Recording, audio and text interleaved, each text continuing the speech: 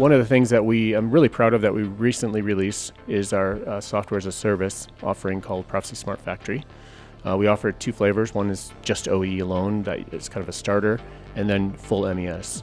So what's happened in terms of technology has made it much more viable to have such a system in the market.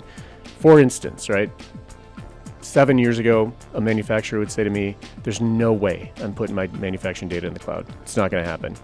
And part of it was they don't want to expose it, security reasons.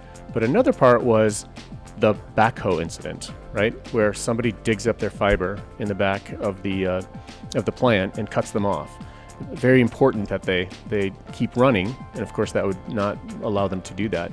Well, now with 5G, that's changed, right? You can have dedicated connection fiber. You can have some 5G as backup, or some are even going full 5G in the whole plant, even inside the actual manufacturing facility. So that's made a big game changer.